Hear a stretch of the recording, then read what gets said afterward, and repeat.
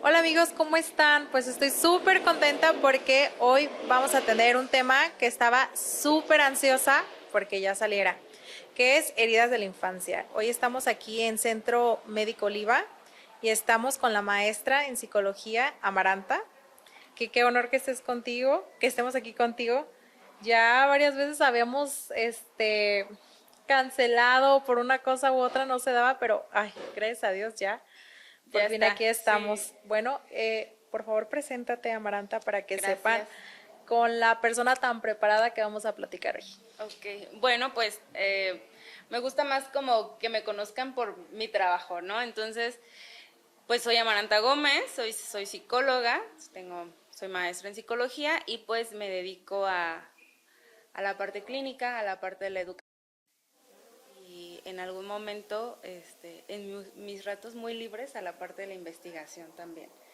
Entonces, pues también un gusto estar por fin acompañando en este tema que te decía yo es un poco como complicado para mí en esta cuestión de, ay, qué voy a explicar de esto, ¿no? Entonces siempre como estudiar para estos temas que a lo mejor en la práctica los vemos muy seguido, pero ya la parte de la cuestión de explicarlos y darlos a entender, pues puede ser pues más complicado, tal vez, Sí. pero pues vamos a platicar de ellos, ¿no? Y con gusto de compartirles lo que sé, lo que he revisado de este tema para todos ustedes. Gracias porque sé que te tomaste el tiempo, que estudiaste, que te mandé muchas de mis dudas y que de verdad te adentraste en el tema. Y pues quiero que empecemos. ¿Qué son las heridas de infancia? Ok, pues mira, las heridas de la infancia las podemos definir, diría yo, como estas situaciones o estos momentos significativos o estas experiencias también que marcan la vida de las personas en un momento, en una etapa temprana de sus vidas, ¿no? Y que son situaciones que pudieron estar marcadas o que pueden estar marcadas por la relación que tuvieron con las personas a su alrededor, ya sean sus papás, sus abuelos, sus hermanos, sus mismos compañeritos de la escuela, pero personas que sean como importantes para uno, ¿no? Entonces son experiencias dolorosas, ¿no? Son experiencias desagradables que generaron cierta inquietud, cierta incertidumbre en la persona y que de alguna forma aprendimos algo de ellas, ¿no? Ok. ¿Y por qué es tan necesario, o sea, identificar cuáles son las heridas que nosotros tenemos? Mira, yo creo que es necesario identificarlas, primero porque solemos tener conductas de las cuales a veces no sabemos por qué las realizamos, pero que son repetidas y que esas conductas generalmente son disfuncionales. O sea, no nos traen un beneficio eh, significativo, ¿no? Y son situaciones que a lo mejor que nos llevan constantemente a un conflicto personal y que estamos como cuestionándonos en por qué me está ocurriendo, por qué siempre me pasa lo mismo, por qué todo me sale mal, ¿no? Entonces, analizar estas heridas o identificar estas heridas puede ayudarnos a ver cuáles son estas conductas que aprendimos en un momento y que vienen arraigadas por esta situación o esta experiencia dolorosa y poderlas cambiar, ¿no? Darnos cuenta que en ese momento las cosas fueron así, pero no significa que ahora en mi vida siga comportándome de esa manera, ¿no? Ah, claro. O sea, se me hace bien importante porque, bueno, otra cosa, ¿en qué momento se podría decir conscientemente, como a qué edad podemos empezarnos a presentar este tipo de heridas? O sea, se empiezan a ver desde muy chiquito o, o en cualquier momento de nuestras vidas aparecen. No, no, realmente no. Cuando estamos muy pequeños, y eso incluso tiene que ver con un tema evolutivo, ¿no? O Ajá. sea, nuestro cerebro no está completamente desarrollado cuando somos pequeños. Entonces nuestro cerebro va desarrollándose conforme vamos creciendo. Entonces un nivel de conciencia no lo tiene, un nivel de conciencia de este tipo de darte cuenta que hubo algo que te lastimó y que te dejó una herida, que te dejó una marca, que te está llevando a tener un comportamiento similar, no lo percibimos cuando somos pequeños, cuando somos niños, cuando estamos en esta etapa infantil, sino lo vamos percibiendo quizá un poquito después de la adolescencia, que es cuando nuestro cerebro ya empieza a estar o ya se supone que está completamente desarrollado y ya puede tener esta capacidad de analizar, ¿no? O de analizar la situación. Y hay un pensamiento más abstracto.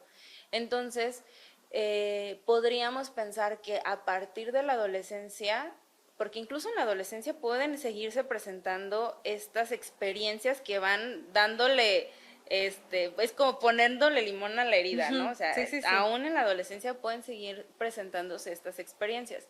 Pero ya cuando somos como más adultos, que a lo mejor ya pudimos primero desprendernos de estas figuras importantes, es que podemos hacer conscientes qué fue lo que aprendimos, que cuáles fueron estas experiencias dolorosas, estas heridas que nos dejaron marcados, ¿no?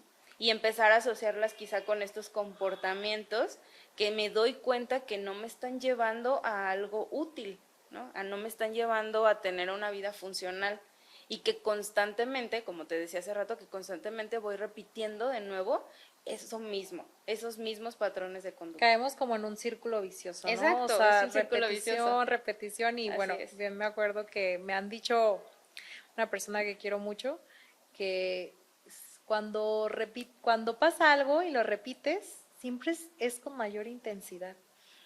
Entonces, creo que sí es bien importante como que hacer mucho énfasis o decir, a ver, creo que de verdad ya estamos volviendo a lo mismo de siempre. El, bueno, a veces me pongo a hablar de experiencias propias aquí en el podcast cuando estoy con alguien platicando y te digo que yo te comparto que creo que a una edad como 27, 28 años empecé a tener un poco de conciencia en decir, o sea, ¿qué me está pasando? ¿Por qué estoy haciendo esto? ¿Por qué estoy repitiendo? Y de repente, por tantos, pues que tendré ya como 11 años en terapia, sí empiezas a hacer como que más conciencia y tú solita empiezas a bajar cierta información, o sea, que dices, a ver, sí, que empiezo a conectar muchas cosas, ¿no? Y no es ego ni muchísimo menos, pero creo que sí la terapia o las herramientas que buscamos en nuestra vida sí te van dando como mucha solución o te empiezan a hacer como menos pesado esto que tenemos, ¿no? Porque te preguntaba hace rato, ¿sí crees que se sane la herida totalmente? Ok, sí, justo, o sea, esta parte, ¿no? Primero, ¿por qué a los 27, no? A lo mejor tú puedes preguntar, ¿por qué tardé tantos años en darme cuenta de esto? Primero, por esta cuestión evolutiva de tu cerebro y también la otra, justo, que la terapia no solamente es decirte qué tienes que hacer, sino precisamente es ayudarte a ver qué estás haciendo de una forma consciente, ¿no? Y que la decisión es justo como pues del paciente, del consultante, de quien asiste a la terapia, de decidir si esto, ya que soy consciente de esto, lo cambio o lo dejo, ¿no? Entonces, justo no podíamos, o sea, yo a lo mejor no hablaría de sanar una herida, porque no es como, como una herida física, ¿no? Que sana, finalmente queda una cicatriz, ¿no? Pero no es tanto como sanarla, porque finalmente queda ese recuerdo y ese aprendizaje de ahí. Lo que sí es aceptarla. Y aceptarla implica estar conscientes de que esto ocurrió y que esto que yo aprendí lo estoy llevando a un comportamiento o a una situación que me genera un conflicto y que entonces lo sano cuando ya estoy consciente de decir, ok, a ver, ahí voy de nuevo a hacer lo mismo que me viene ocasionando problemas, ¿no? Creo que ahí hablaría de la sanación en términos, pues a lo mejor metafóricos, pero no como una cuestión de ya lo olvidé, ¿no? O sea, ya olvidé que eso me pasó y ya quedó ahí el recuerdo, sino es un darme cuenta que pasó, que lo acepto y que esto eventualmente, si no soy consciente de ello, voy a caer de nuevo en la herida, ¿no? Ok, y es cuando entras en este mecanismo, cuando de verdad es bueno abrazar esos momentos, ¿no? Decir, ok, sí lo hice, pues ya te abrazo y te reconozco y pues evolución. Amaranta, ¿cómo influye tanto estas heridas en lo largo de nuestra vida, en nuestras relaciones? Ok, pues mira, yo creo que primero hemos de identificar cuáles son estas heridas, ¿no? Sí. Porque luego además también es como, ya que las heridas. Pero la autora de estas heridas es Lizzie Borbor, creo que sí es su apellido. Me falla la pronunciación, pero esta autora tomó para poder escribir este libro sobre las heridas de la infancia, tomó las teorías de psicólogos como Freud, como Rich, como otros psicoanalistas que precisamente hablaban de estas situaciones de los vínculos y de los apegos y de cómo nos íbamos construyendo. Y entonces encontró, al hacer como un análisis de todo esto, encontró que las personas suelen crecer o suelen atravesar o vivir algunas de estas experiencias que marcan una herida. Y entonces tenemos la herida del abandono, la herida del rechazo, la herida de la traición, la herida de la injusticia y la herida de la humillación. ¿Okay? Son 5, ¿verdad? 5 heridas, ¿no? 5 heridas. ¿Qué pasa? Pues a lo mejor algunas veces tienes una, algunas veces puedes tener más de una, ¿no? El asunto acá es identificarlas. ¿Cómo? Por ejemplo, la herida del abandono tiene que ver con una situación de que cuando éramos pequeños o esta infancia pequeña donde hubo a lo mejor padres ausentes, donde no se atendía al pequeño, a la pequeña, al niño, a la niña, había estas situaciones de negligencia incluso, ¿no? Como de, sí. Ya sé que estás, pero mejor prefiero hacer otras cosas en lugar de atenderte a ti, o simplemente irme, incluso esta parte de me voy sin que se dé cuenta que me voy, ¿no? Empiezan a generar esa cuestión de una sensación de abandono, ¿no? Incluso esta parte como de mi mamá no llega por mí a la escuela a la hora que es, ¿no? O sea, a veces llega puntual, a veces no llega puntual, a veces viene ella, a veces no viene ella. Entonces estas situaciones empiezan a generar una sensación de abandono en el infante, ¿no? ¿Qué pasa con estas personas cuando son adultos? Empiezan a buscar relaciones donde exista el miedo a que los abandonen. Y entonces, por miedo a que me abandonen, empiezo a generar una dependencia emocional hacia esas personas. Que son estas personas que generan dependencia hacia el otro. Entonces, ahí vemos marcada esa herida del abandono, ¿no? Está implícita, está ahí por esta cuestión de no tengo miedo de que me deje, me va a dejar, entonces busco suprimir a lo mejor lo que yo estoy sintiendo con tal de que esta persona no me deje, ¿no? Esa herida del abandono. La herida del rechazo tiene que ver con una situación en la que papá, mamá, amiguitos, personas cercanas, esto es siempre una persona significativa, ¿no? Y las heridas tienen que ver con una situación, o sea, pudo haberse marcado en una situación que fuera muy significativa para el niño o para la niña, o puede ser por la constante repetición de la experiencia, ¿no? Entonces, por ejemplo, la herida del rechazo podríamos verla en estos niños que sufrieron bullying, ¿no? O sea, aquellos niños que sufrieron de bullying en la escuela, que los aislaron, que los rechazaban precisamente, que los agredían, que no los integraban a un grupo, incluso en la familia también, ¿no? O sea, como esta parte de vete para allá, no quiero que estés aquí, o no integrarlos en la convivencia porque son niños y no saben, ¿no? Eso genera una herida que es el rechazo.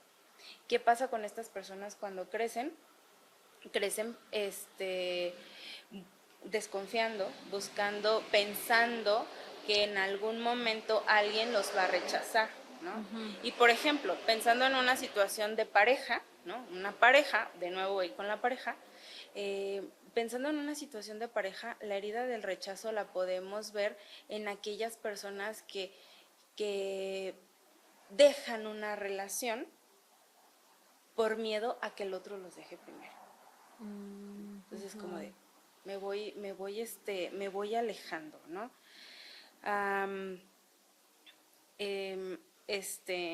Hay dificultad también, ¿no? Se empiezan como esta situación de aislarse, las personas empiezan a empiezan a aislarse, entonces prefieren como no estar en contacto social, no estar pues cerca de las personas. Hay una situación por la crítica, ¿no? Es esta parte de miedo a las críticas o aceptar una crítica, no pueden ser tolerantes a, oye, esto te salió mal, no sé, es como que están siempre a la defensiva porque les dices, ¿no? Y esta incapacidad para formar relaciones cercanas, ¿no? Entonces, por miedo a que me va a rechazar, mejor me alejo primero yo, ¿no? Claro. Eso. La herida de la humillación, por ejemplo, aparece cuando en la infancia se viven experiencias pues, de vergüenza. Por ejemplo, una situación en la que mamá, papá están constantemente humillando, ¿no? Y humillando puede ser enfrente de los hermanos o enfrente de otras personas o simplemente enfrente de ellos mismos, ¿no? Este tipo de frases de, ay, eres un inútil, ay, no sabes nada, o ay, mira, ¿cómo te ves?, ¿no? Y miren cómo se ve, jajaja. Ja, ja. Y entonces como estas situaciones de exponer a la burla a un infante provoca en algún momento esta herida de la humillación, ¿no? ¿Qué ocurre con estas personas cuando son adultos? Por supuesto, hay una baja autoestima, ¿no? Hay miedo a mostrarse tal cuales son, y empieza a generarse una conducta de excesiva autocrítica. O sea, son personas que constantemente están criticándose a sí mismos, ¿no? Es como de, aunque reciban un elogio, ¿no? Así como de, ay, a ver, ay, Amaranta, qué bonita te ves con esa playera, con esa blusa, ¿no? Ay, sí, pero me veo gorda, ¿no? Ay, no me veo tan bonita, estoy así, ¿no? Entonces, que siempre ves como un pero, ¿no? ay, no es cierto, no te creen lo que les dices cuando es algo positivo. O esa, ¿no? De cuando te chulean y no, estás más bonita, se te ve mejor a ti. Se te ve mejor a ti. Sí. O sea, se te vería mejor. No, es que a mí, no, se me ve mal. No, es que a mí no me sale bien. No, yo no lo hago bien, ¿no? Entonces, pero es una crítica muy excesiva, ¿no? Incluso puede ser ya esta parte de los autoinsultos, ¿no? Como de, es que estoy bien tonta, es que soy una inútil, nunca hago las cosas bien, no se me ve bien esto, ay, parezco tal, ¿no? Entonces, hay una crítica excesiva. Y esa es la herida de la humillación. La herida de la traición es una situación, o estos infantes o estas situaciones infantiles en las que papá o mamá o estas figuras cercanas importantes hicieron promesas o buscaron o invitaron a hacer algo y no cumplieron, ¿no? La traición se ve ahí o se empieza a marcar ahí. Entonces, si yo le dije a mi hija que saliendo de la escuela íbamos a ir a casa de sus abuelos a comer y cuando llego por ella no la llevo y luego le digo como de, no, yo nunca te dije eso, ¿no? Ay, solo te lo dije o como, no, solo te lo dije para que dejaras de llorar, ¿no? Oye, esa es muy famosa, Amaranta, porque yo la veo muchísimo con muchas mamás, de verdad, de que, mira, ven, el perrito. O de que los suben al carro, que te voy a llevar a casa no sé quién, y los llevan a la escuela, o cosas así. Y yo digo, eso sí es grave, Sí, o sea, de verdad es claro, bien importante sí cumplirles a los niños, porque posiblemente nosotras, pues no lo haces con la intención de generarle eso a tu hijo, pero desde ahí esas pequeñas cositas hacen eso, ¿verdad? Exactamente, porque además esto es, a ver, puede darse por dos situaciones. Una es, yo le prometo algo con tal de que me dé lo que busco, ¿no? Como a ver, estate calladita, pórtate bien y ahorita, si tú haces eso, yo después te voy a llevar por un helado. Eso es una promesa, ¿sale? A lo mejor ahí no le estás mintiendo, no lo estás haciendo con esa intención de mentirle, lo estás haciendo con esta intención simplemente de negociar, ¿no? Pero, ¿qué ocurre? No lo cumples. Y cuando no lo cumples, le estás enseñando a tu hijo, a tu hija, que entonces no puede confiar en ti, ¿no? Okay. Porque, o no puede confiar en las personas, porque le prometen algo y no se lo cumplen. Y la otra es la mentira. Cuando utilizamos mentiras con tal de obtener algo que queremos o con tal de calmar las cosas, también estamos traicionando. Y esa forma lo estamos haciendo de manera consciente. Nosotros estamos conscientes que les estamos mintiendo. Y entonces, si desde ese momento nuestros hijos están aprendiendo que mamá, papá les mienten y que son las personas más importantes o las personas con las que van a generar este vínculo seguro, con el que el día que les pase algo van a decir, voy primero con mi mamá, mi papá porque me van a ayudar. Si yo les estoy enseñando que yo les miento, ¿en qué momento les enseño a que confíen? ¿No? Si no pueden confiar en estas personas que son más importantes para él, no van a poder confiar en nadie más. Y entonces así se crea la herida de la traición, ¿no? ¿Qué pasa precisamente con estas personas? Pues que no confían en las personas que les rodean, sienten una necesidad de controlar todo. Son estas personas que quieren hacerlo todo porque no confían en que lo vayan a hacer bien las demás personas. ¿Sí? Okay. Son estas personas que no sueltan el control de algo porque es esta típica frase de ¿quieres que salga bien? Hazlo tú.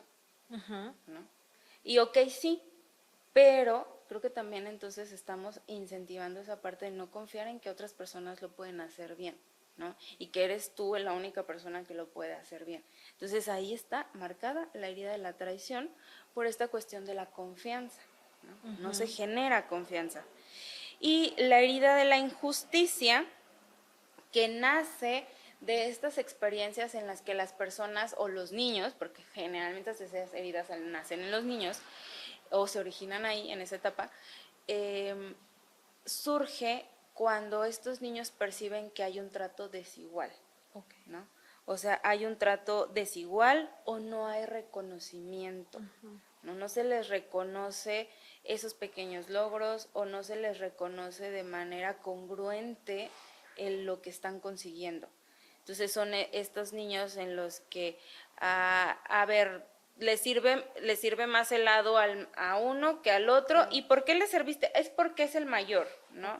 Es porque es esto, es porque él hizo bien esto y tú no lo hiciste bien. Entonces hay estas comparaciones que son injustas a final de cuentas porque, bueno, pues no podríamos ponerle a los niños que hagan o que resuelvan un mismo problema si estamos viendo que son en edades diferentes, ¿no?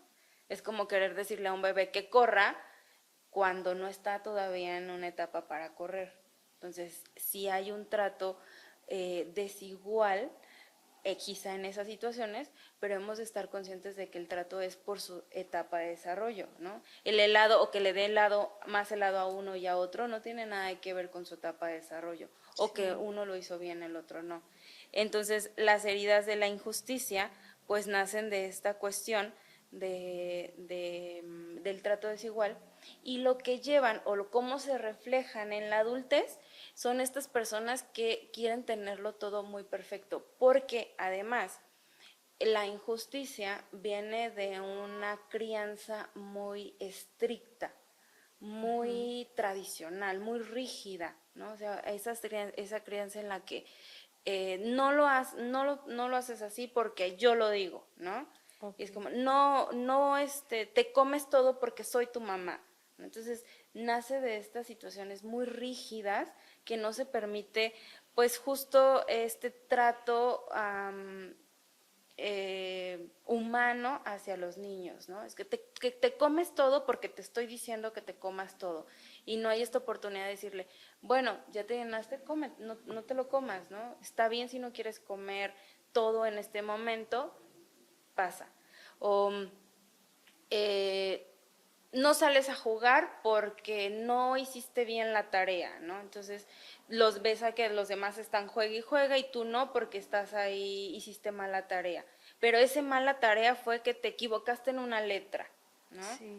Entonces la herida de la injusticia surge también en este contexto muy rígido y entonces justo las conductas que se perciben en la adultez son estas personas que son muy perfeccionistas, son muy rígidas, quieren tenerlo todo a la perfección, quieren tenerlo todo bien en orden, quieren tenerlo todo bien planeado, ¿no? Además hay un enojo frecuente porque hay una sensación de que no es justo, ¿no? Por ejemplo, ¿cómo se vería esta herida en un adulto? Pensemos a ver, yo estoy trabajando, llevo un proyecto y me esforcé toda la noche, tengo semanas trabajando en ese proyecto para que quede perfecto, pensé en todo, pensé en aquí, pensé en lo otro, y estoy compitiendo contra uno de mis compañeros, ¿no? Okay. Para ver quién se gana, cuál de los dos proyectos se lleva a cabo. Entonces resulta que es el día de la presentación, yo llevo todo mi proyecto bien hechecito, y mi compañero también lleva un buen proyecto y lo gana. A mí me parece injusto porque va entrando a trabajar. Yo tengo 10 años trabajando en la empresa y él tiene 2 años trabajando en la empresa. Sí. Eso es injusto. ¿Por qué se lo dan a él y no a mí, que yo tengo tanto tiempo trabajando? ¿No? Entonces hay un enojo desproporcionado en esa situación y es una situación que parece injusta, ¿no? Pero a lo mejor a la hora de que nos evaluaron a los dos con los mismos criterios y en ningún momento se consideró quién tenía más años trabajando en la empresa, ¿no? Okay. Entonces ahí vemos, por ejemplo, que puede estar marcada esta herida de la injusticia. Son ejemplos interesantísimos que hasta ahorita que me estabas diciendo me di cuenta de unas cosas que de repente me hicieron un refresh y que es bien importante identificarlas. Pero, y justo esto va a mi siguiente pregunta, ¿qué haces? O sea, o qué tenemos que hacer cuando empezamos a identificar ciertas heridas como las que nos acabas de decir? O sea, ¿cuáles son los primeros pasos?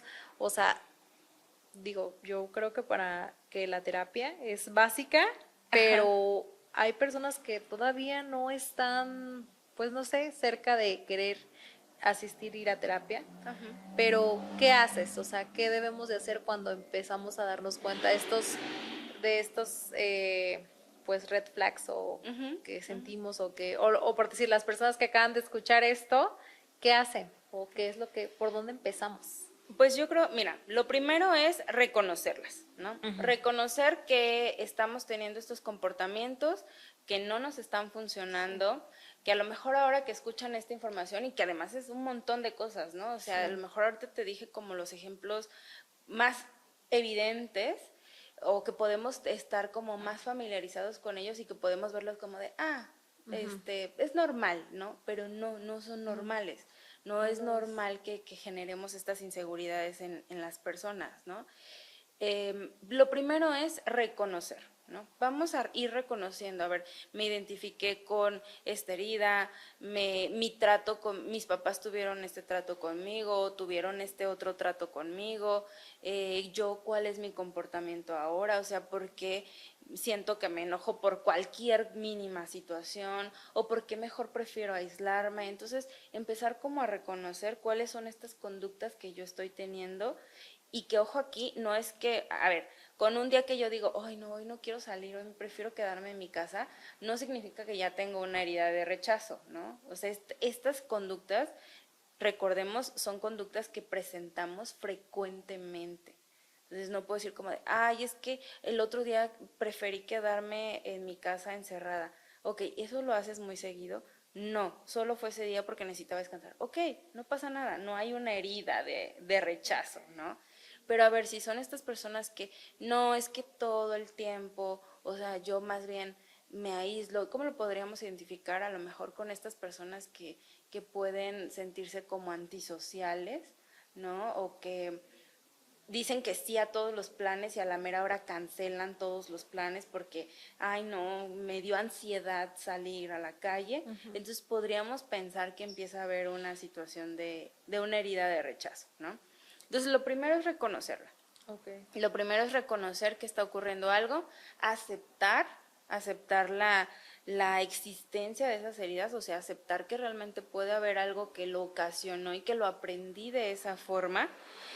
Y quizá en un segundo momento empezar a buscar esos espacios de expresión, ¿no? O sea, buscar esos espacios a lo mejor con personas con quienes tengo confianza, a lo mejor con otras actividades como escribir, como leer, como buscar información y que yo pueda de alguna forma saber o expresar qué es lo que estoy sintiendo y qué está pasando conmigo.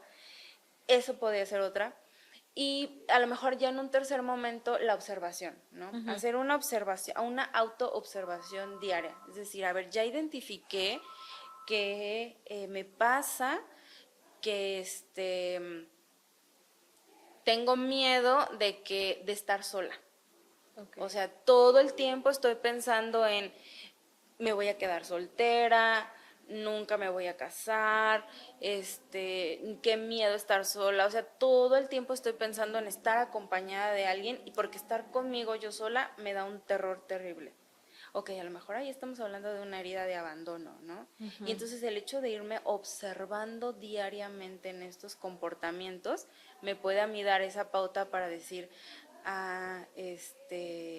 sí, o sea, esto lo estoy haciendo muy seguido, me está pasando muy seguido, ¿no? El atraer cierto tipo de hombres, ¿no? Ajá, exacto, ¿no? O sea, a ver, volteamos y vemos estas partes de mis relaciones, ¿no? Sí, o sea, ay, a ver, es que hasta hay personas que tienen casi que el molde hecho, ¿no? O sea, a ver, sí es cierto. O sea, en mis general parejas, ¿no? las relaciones en general, ¿no? O sea, tipo de amigas, sí. También, compañeros de trabajo, o sea, traemos al fin de cuentas esas cosas, ¿no? O sea, como que eso que, como la herida del rechazo que dices, a ver, ¿por qué atraigo este tipo de hombres? O sea, ¿por qué? Claro, y más que una cuestión de atracción, también es una cuestión de familiaridad, es decir, esto es lo que yo conozco, ¿no? O sea, como cuando vas llegando a un lugar que tenías años que no ibas y entonces entras a ese lugar y dices, ay, no, sí, ya ubiqué aquí, ay, aquí estaba esto, ay, aquí está, y empiezas a sentir seguridad porque estás en un lugar que estás reconociendo, que ya te es familiar. Lo mismo pasa con estas relaciones, con estas personas.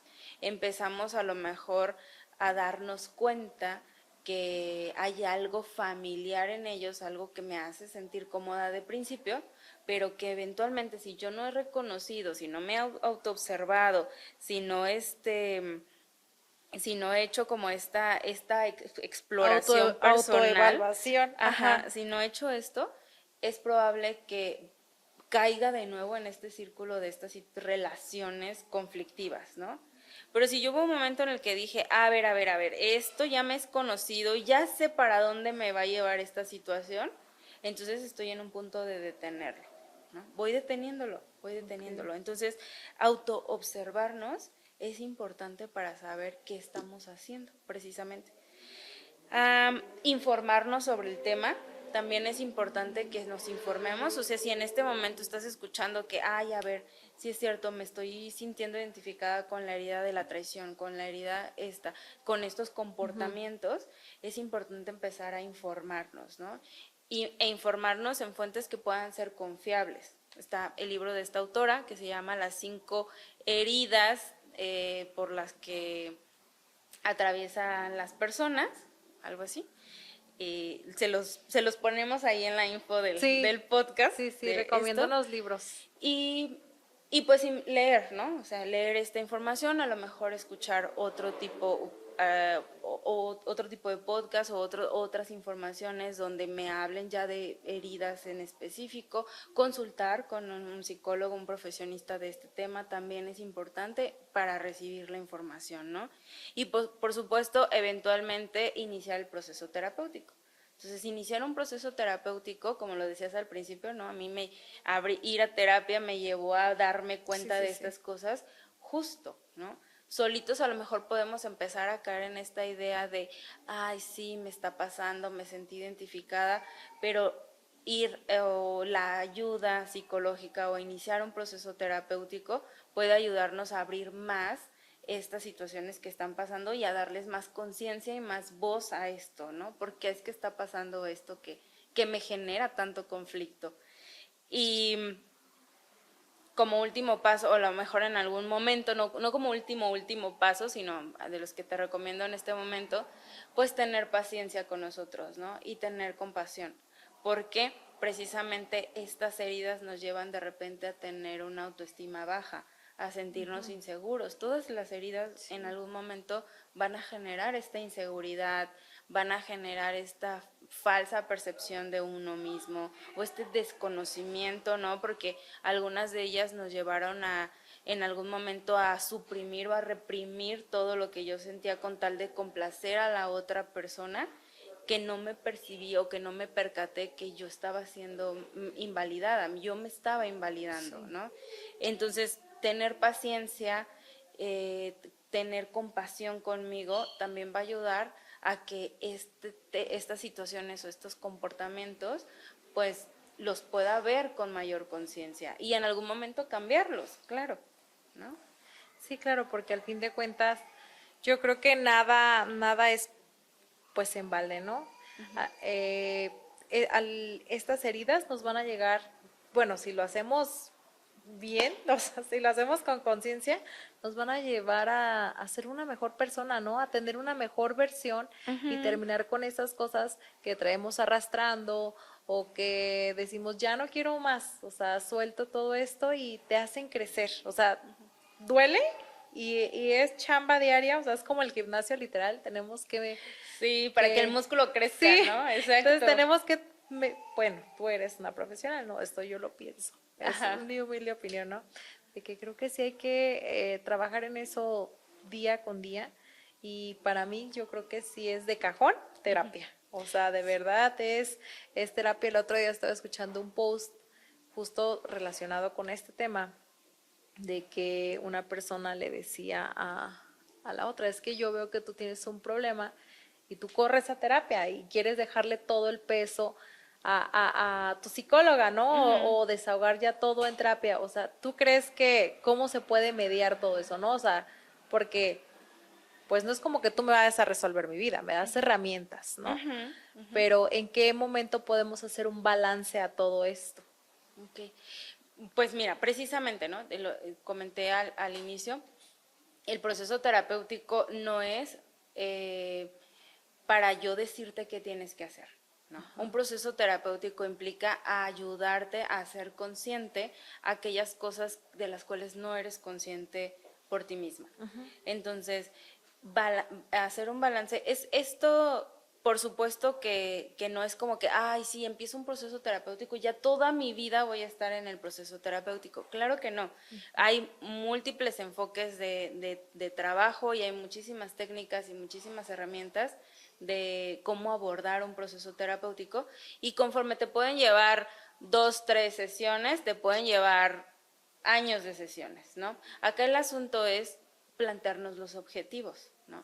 Y entonces si yo soy muy clara, o a lo mejor pues como pacientes quizá no somos tan claros y simplemente decimos como, oye, es que no me está yendo nada bien y necesito ayuda con esto, ¿no? A veces así somos de generales. Entonces es ayudarles precisamente a identificar cuál es el problema y una vez que lo identificamos, empezar a trabajar sobre ese problema. Y ser claros también en esta parte de decir, a ver, tú veniste por esta situación, ya la resolvimos, ¿estás bien con eso? ¿Quieres que trabajemos esto otro que detectamos o no? Y entonces creo que esa es la oportunidad de poder balancear, ¿no? ¿En qué momento o hasta qué punto yo he de decidir continuar o ya no continuar, o qué tanto le voy dejando todo a mi terapeuta, ¿no?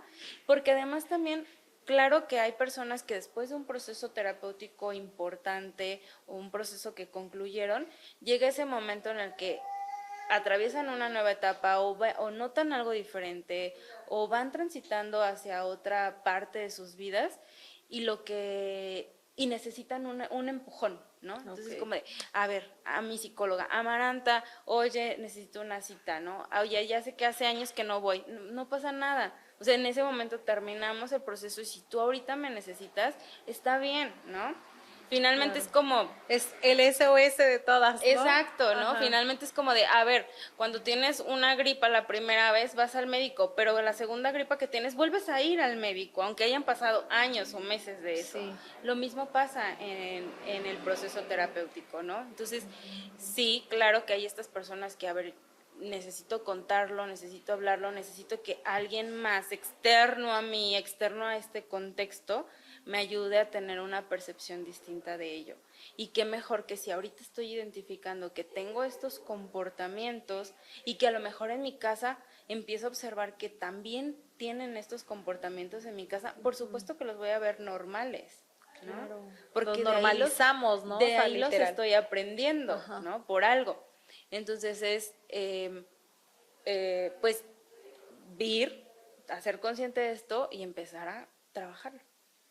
Ay, no, está interesantísimo todo esto, ¿no? Y me gusta mucho porque varias personas que me escriben y que me dicen, oye, pues sí, que el tema, o sea, como te decía, es que tengo varias tías, o sea, que ya quieren que salga este tema, pero nunca en su vida han ido a terapia. Ajá. Entonces, yo siempre les digo, vayan, de verdad, es una muy buena herramienta, les va a ayudar a empezar a bajar información que muchas veces desconocemos. Y por decir, Amaranta, yo veo que, bueno, pasa en mi caso, ¿no? De que pues hay heridas que siempre son muy repetitivas, ¿no? Como los patrones, como atraer a cierto tipo de personas, o por decir, cuando identificas las heridas, bueno, que yo ahora veo muchas cosas de cierto familiar que no me gustan y que yo digo, o sea, me duele mucho, por decir, esta es otra pregunta que te quiero hacer. Yo identifico mucho la herida de mi abuelita materna. Y es de verdad que a veces no sé qué hacer cuando digo, es que quiero que despierte, que entienda que no está bien. ¿Cómo puedo hacerle yo? O sea, literal, la abrazo con amor y digo, sí, abuelita, o sea, sé que ahorita no puedes, pues no es tu momento, posiblemente ya no fue, pero qué hago? O sea, ¿cómo puedo manejar esa situación donde yo veo y digo, no quiero eso? O sea, sí, yo lo cancelo totalmente, pero sí siento como feo, ¿no? El decir, ¿qué puedo hacer por una persona que ella es mayor, que no tiene la más mínima conciencia ni las ganas de ir a terapia? ¿Qué se hace en esos momentos? O sea, yo creo que acá es aceptar su historia, ¿no? Aceptar la historia de aprendizaje, aceptar sus experiencias, comprender, ¿no? Esta parte de comprender las razones, el contexto en el que ella creció, que así lo educaron, ¿no? Así la educaron, así le enseñaron este contexto y que, pues, si lo ha realizado por tantos años, desaprenderlo no le va a costar un ratito, ¿no? O sea, son estas personas que, a ver, toda la vida tuvieron esta conducta y nunca la percibieron como disfuncional, porque en su contexto, en su educación, en su momento, les enseñaron que eso era lo que tenía que ser, ¿no? Entonces, cambiarles o hacerles ver una perspectiva distinta es difícil y puede ser incluso hasta frustrante para uno como nieto, ¿no? De ver, ay, es que mi abuelita, mi abuela sigue teniendo esto, ¿no? Entonces, creo que aquí de nuestra parte lo único que nos queda pues es tener esta compasión por ellos, aceptarlos como son y darles ese amor que a lo mejor en su momento no recibieron, ¿no? Esa seguridad que en su momento no recibieron y que quizá ya no vamos a hacer que entren en un estado de conciencia y cambien. A lo mejor algunas personas sí, pero este estado de conciencia no viene de un día para otro. Viene justo de, como lo decíamos hace un momento, viene justo de darnos cuenta desde mucho antes que empiezo a notar situaciones que no me gustan. ¿Ok? Entonces, si yo no tengo ese proceso de conciencia, no voy a cambiar, ¿no? Entonces, si mi abuelita no está teniendo este proceso de conciencia de decir, esto no está bien, esto no me está gustando, esto no me está haciendo sentir cómoda, no va a haber una forma en la que podamos hacer que cambie de pensar, ¿no? De su pensamiento. Entonces, pues nos queda más que darles ese amor que no recibieron en su momento. Ay, sí, porque de repente sí dices, no manches, o sea, no puedo, pero lo importante es que al fin de cuentas nosotros tratemos de sacar adelante, ¿no? Como que nuestros temas de heridas y, por decir otra cosa, esta es pregunta, ¿no? Aparte, yo que tengo mis niños chiquitos, ¿cómo puedo llegar a evitar, o sea, tantas heridas? O sea, por decir, yo estoy separada, soy mamá soltera, entonces, ¿cómo puedo balancear eso, no? El decir, bueno, yo trato siempre de dar lo mejor de mí, ser una mamá, pues que me la paso chambeando y todo eso, pero trato de darles buenos momentos los que estoy con ellos. Entonces, ¿crees que de todas maneras separaciones y todo eso dejen heridas en ellos? ¿Una separación dejan heridas en ellos? Mira, la separación, o sea, este acto de mamá y papá se desprendieron y ya no son pareja, no deja una herida. Lo que deja una herida es que después de esa separación exista la ausencia física de alguno. Okay. Eso sí puede dejar una herida, ¿no? El hecho de que, a ver, estando juntos, mis papás los tenía para todos lados, iban conmigo, estaba uno, estaba el otro, ¿no? Pero ya hay una separación y de repente papá ya no aparece, papá le hablo y ya no me contesta, papá me dice que viene y no viene por mí, ahí empieza una herida de traición, ¿sabes? Porque es voy por ti y no llega por él, ¿no? Entonces, llego por ti a tal hora, los niños están esperando a su papá a esa hora. Si papá no cumple con eso, o si al final le dice, ¿sabes qué? Se me hizo tarde por esta situación, no vuelve a pasar, ¿no? Entonces, no vuelve a pasar, la herida a lo mejor no se crea, pero si vuelve a pasar, la herida se va a mantener, va a empezar más bien a formarse una herida, ¿no? Es lo que decíamos al principio, a lo mejor un evento puede no ocasionar un conflicto mayor, pero sí si un evento es repetido o es muy impactante para la persona, sí genera una herida, ¿no? Entonces te digo, la separación como tal no. Lo que generaría la herida, en este caso de el abandono o de la traición, sería que después de esto uno de los dos no esté presente o justo ya no sabemos nada de él, o exista esta parte de digo que voy por ti, no voy por ti, digo que te veo y te hablo y no te veo y ni te hablo, no sé, cuando estoy contigo estoy haciendo otras cosas, ¿no? Entonces, ahí sí creamos una herida, ¿no? Ok, ¿tú recomiendas después de una separación que los niños vayan a terapia? Sí, puede ser, pero cuando trabajamos con niños, o especialmente yo, cuando yo trabajo con niños, generalmente trabajo también con cuidadores primarios, ¿no? Papá, mamá, abuelitos, quien esté a cargo de los niños en ese momento. ¿Por qué? Porque a lo mejor sí hay una cuestión de expresión de los niños y podemos trabajarla, pero la verdad es que el vínculo que los niños crean con estas personas importantes es lo que nos va a garantizar la seguridad de ellos. Entonces, si yo más bien promuevo que, a ver, quien me lleva al niño es mamá y promuevo que esa relación entre mamá e hijo, hija, sea segura estando en ese espacio terapéutico, cuando estén fuera de ese espacio terapéutico, lo que esperaría es que ese vínculo se siga desarrollando, ¿no?